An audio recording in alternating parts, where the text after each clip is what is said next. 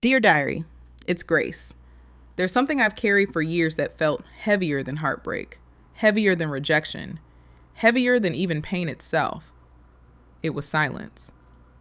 Not the peaceful kind, the heavy kind, the kind that presses down on your chest until you can barely breathe. People say silence is golden, but sometimes, Diary, silence is suffocating.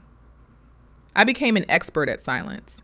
I wore it like a uniform. Every morning I got up, got dressed, and put on my quiet.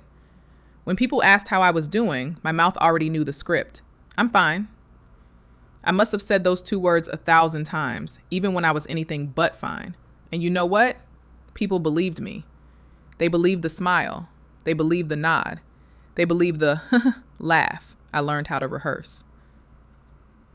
I told myself I was protecting them, protecting my kids, my friends, even my church family. I thought if I told them how deep the ache was, it would scare them away. So I swallowed it, buried it, and called it strength. But here's the truth I never admitted. Silence wasn't strength. Silence was survival. And survival isn't the same as living. There were days when silence followed me everywhere. To the grocery store, to work, to church. I would sit in a room full of people and feel completely alone. My body was present, but my voice was missing. I remember sitting in church one Sunday. The worship team was singing loud. The music was soaring. Hands were lifted all around me. And I stood there, lips moving with the words, but nothing came out. I wasn't worshiping. I was performing. My silence had become my disguise.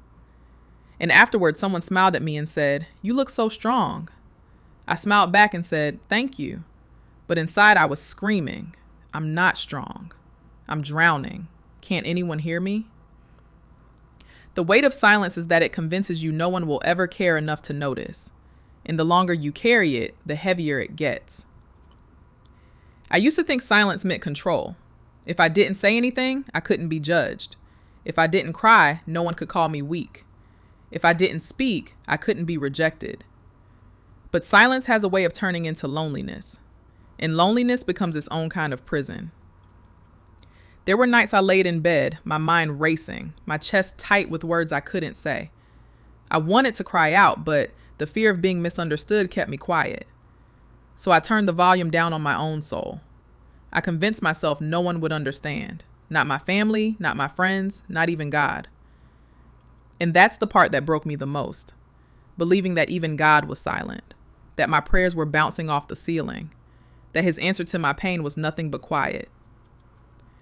I know Psalm 46:10 says, "Be still and know that I am God." But sometimes being still doesn't feel like faith. It feels like being forgotten. Dear Diary, silence became my shield. I hid behind it because honesty felt too risky. I thought if people knew how dark my thoughts really got, they'd leave me. I thought if they saw the cracks in my armor, they'd walk away. So I let silence keep me safe. Or at least, I thought it did. But silence didn't protect me. It suffocated me. It pressed down so heavy I could barely breathe. And the worst part was, nobody knew. Nobody knew how close I was to giving up. Nobody knew how many times I begged God for a sign. Just one word to remind me he hadn't abandoned me. Silence was my prison, and I was the one locking the door. But here's what I've learned since then. Silence doesn't have to be the end of the story. Because even in the silence, God was listening. Even when my prayers came out broken or didn't come out at all, he was still near. Psalm 34:18 says, "The Lord is close to the brokenhearted." And I didn't realize it then, but he was closer in my silence than he ever was in my shouting. I used to think my silence made me invisible, but to him, it made me unforgettable. In Diary, I think I've started to realize something. Sometimes silence isn't God ignoring us. Sometimes it's God holding us. Holding the words we can't speak. Holding the tears we won't let fall. Holding the weight we're too tired to carry ourselves. That doesn't make the silence easy. It still hurts. It still feels heavy.